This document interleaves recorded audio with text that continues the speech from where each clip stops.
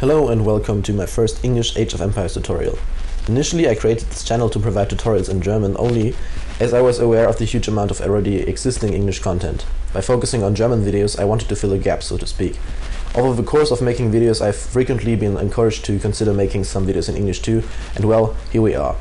In this first video I just took one of my German videos and replaced the audio with English, since I am a lazy motherfucker. Since I've set the language of my game to English anyways, the video material itself does not really need to be substituted, I believe.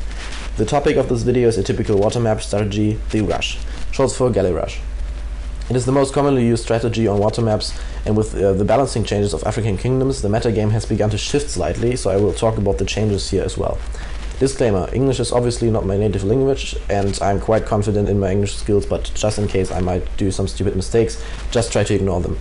Also, my content is targeted at beginners, as I'm not really close to being a good player myself, especially on water maps. I'm average at best, so keep that in mind when relying on my strategies. Apologies for what you're about to see. Let's dive into the actual strategy then. What you should do first is what you should do with any build actually. Build 2 houses and find sheep. Send the first 6 villagers, including the starting villagers, to collect food from them. Make sure to slaughter the animals underneath the town center and to only ever kill 1 sheep at a time to maximize efficiency. As soon as you have 6 villagers on sheep, you should send the next 4 villagers trained from your town center to cut wood. Ideally, you should have found a promising forest by then, so send the villagers there and have them build a lumber camp touching the wood line.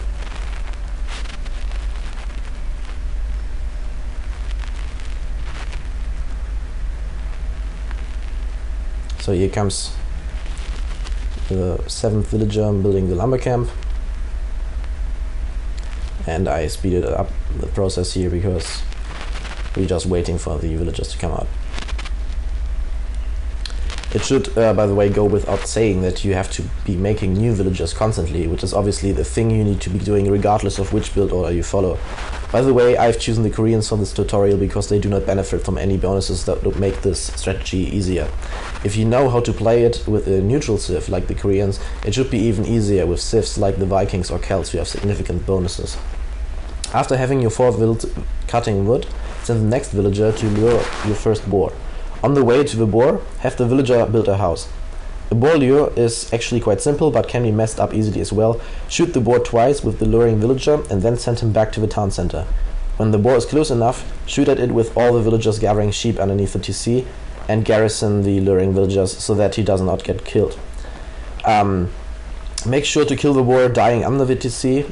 TC is standing for town center obviously, and to send the garrison villager to gather food from either the boar or any leftover sheep that has been slaughtered already. You will notice that I am waving around with the mouse quite a lot in this part of the video. That is because I was pointing at stuff while explaining this in the initial German video, but I do not make the effort to synchronize this perfectly with my English explanation. So here we see the boar coming in, by the way, and getting shot by all the other villagers. And the villager trained after the boar lurer is sent to the coast to build the first dock as soon as the wood is available. When the dock is done, that same villager should also build a house on the shore and then be sent back to gather wood. When the dock is up, keep making fishing boats when having enough wood until you have 4 of them. Make sure to take the big fishes, as boats gather from these deep fish much faster than from the shore fish. Send the next villager to gather food from the boar and the one after that to wood. The villager that villager would be the 14th vill, by the way, so the 15th and 16th are assigned to food as well, be it the boar or the sheep. Depending on how much food is left on the boar, you should lure the second boar around the time that the first one has about 150 food left on it. In this video, my villager building the dock was already close to the second boar, so I used him to lure the boar. Normally you would send a villager from the town center to do that.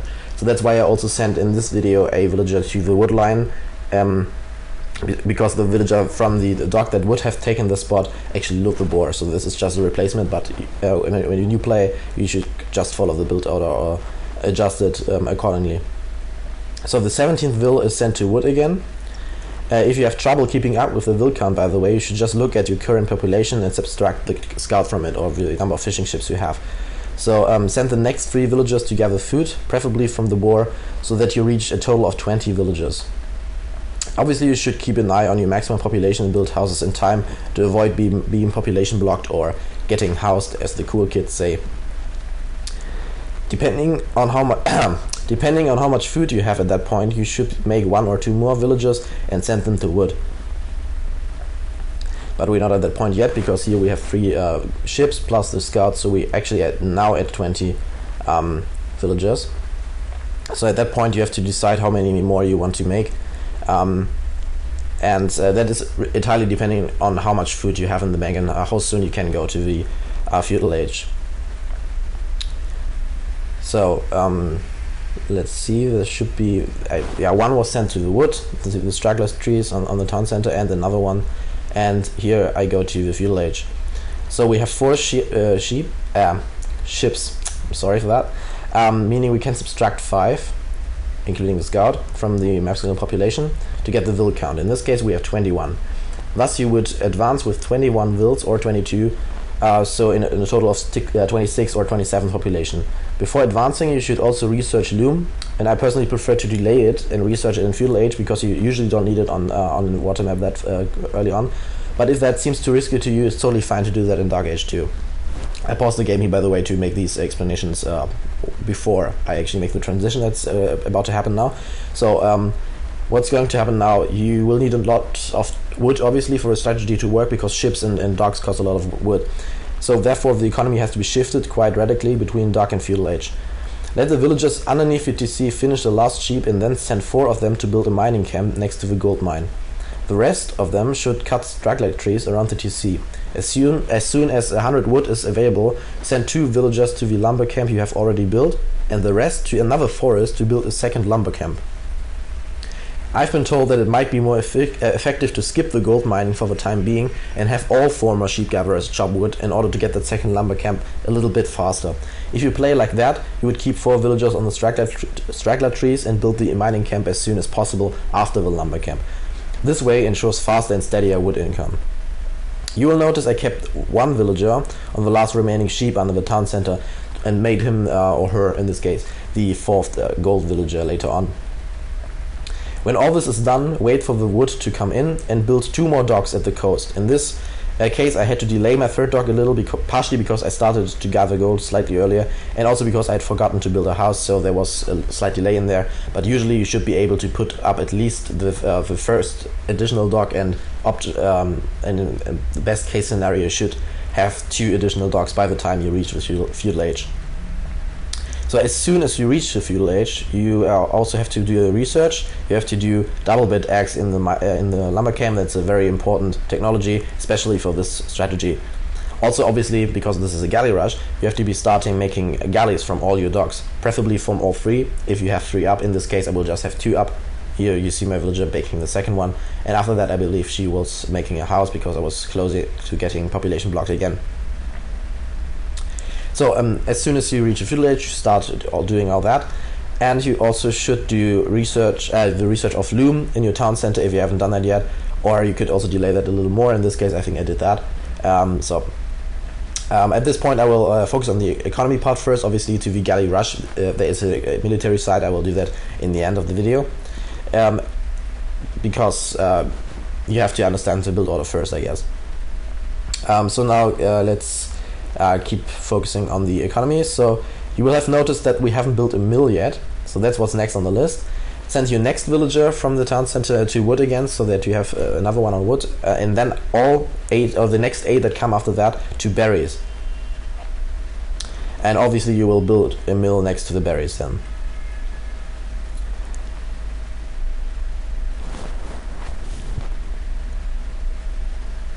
Oh no, right, I actually confused that. I forgot to mention. So the first one that comes out of the TC after the feudal age is reached, that comes to wood, and then the additional 2 come to gold, and then you go to the to the mill.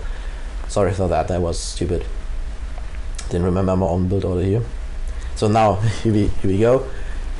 There's the berries. There's the mill coming, and the next 7 to 8 villagers, or even more, depending on how good your wood income will be at that point. You have to send those to berries. So, and when you can spare the wood, you should also build a blacksmith and research fletching to make your galleys even stronger and give them some more range. This should be done as soon as possible. When you have your 7 to 8 vills at the berries, research the first farm upgrade at the mill, and at this point all new villagers should make farms around the town center whenever the wood income allows it, next to the galley production obviously. In case you can't really spare any wood, send a few more villagers to berries first before starting to seed farms. In this video I assigned 9 vills to berries, I believe, so we have to skip that part a little. I increased the speed in the German version as well. So this might as well be the 9th villager here. And after that, I believe I assign villagers to farms around the town center. So I put them on the straggler trees, or the gather point of the TC was on the straggler trees, and after that I reassigned them to farms, as long as I could keep up the galley production and could build houses and stuff. So keep the priorities straight. Usually you should prioritize the galleys over new farms, but in this case I was just playing the AI, and that does and the AI doesn't really know, or at least the standard AI of HD doesn't really know how to play water maps, so I could be more relaxed here. Regarding your villagers on the berries, which are about to run out in this video, you have multiple options. You can make them farmers, or at least most of them. You should at least send a couple of those to wood later on. So you have to see what you need at that point, but you should prioritize making more farms with those villagers when the berries run out, because you need the wood, the food, obviously. So wait until you have about 600 food in the bank, and then you build a market. As soon as that is finished, you should be able to advance to the castle age.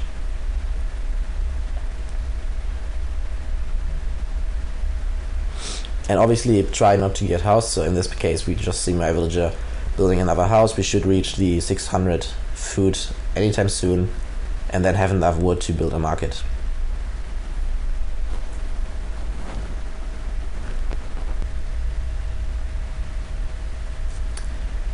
On the side we see my galleys harassing the villagers of the enemy, but the military side is not that easily explainable in this case. I will switch to real examples here. So here we have a real example from a game I was playing, and my enemy was doing fire galleys. But first let's talk about what happens when you actually advance to the castle age. So I told you that after me building the market you can do that, and as soon as you reach the castle age you also need the second wood upgrade and the Bodkin error at the blacksmith to make your ships even better and upgrade your ships in the dock, obviously. But at that point the game is really unpredictable, so I can just guide you to the castle age basically, and at that point you have to use common sense basically.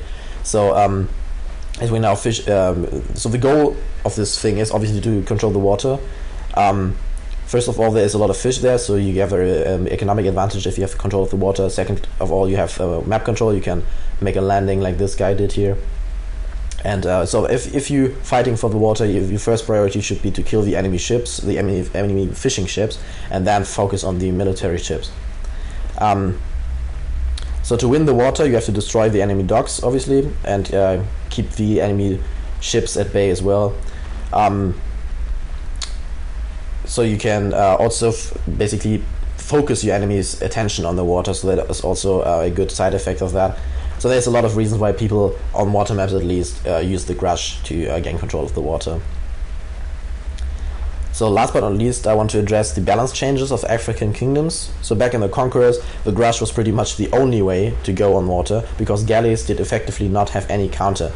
In theory, the fire ships were supposed to do that job, but by the time you needed to research Castle Age and to make actually a couple of those, the enemy would have a big navy of galleys, and in masses they beat fire ships easily, especially after getting the War Galley and Bodkin era upgrades.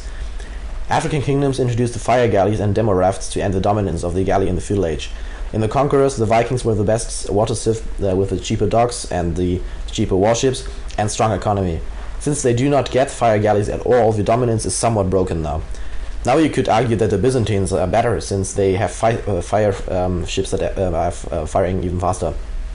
African kingdoms, in that sense, changed the meta game slightly, in the sense that now you have to just put one more villager on gold in the feudal age, so you have a total of 5.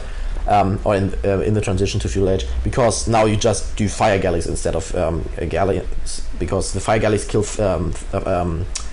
kill the galleys now. They're a good counter. They're not easily countered by the demo rafts, and they kill both docks and fishing ships much faster than the galleys. So there's a lot of advantages of that. So the new meta game basically is just put one more vill on gold because they cost more gold and just spam fire galleys. It's the new Grush is actually fire galley Grush. So that concludes this video for now. I hope you could help some people with this, and that my German viewers aren't too grumpy about getting the same content again, basically. By the way, we see in the background here an example of a player who actually ignored the new meta. So I was playing as a I was playing a fire Grush in this case, and he was playing a normal Grush, but he was that much better that he was actually outplaying me. We see what he's doing here. He's basically just kiting me, shooting, running back, shooting, running back. Also, I believe his production was more on point than mine, so he was definitely just ignoring that new option and just killing me anyways. So if you're really good and your opponent just sucks on water like me, you can really get away with that as well. So let me know if you think of this. I'm trying to basically expand my target audience here a little, and I try not to repeat too many tutorials because there are already a lot of English language tutorials, obviously, so I try to make tutorials that are not made that often yet. So here we see me making a demo raft as well soon, and that concludes this video. I hope you enjoyed and you learned something, and good luck and have fun in your own games.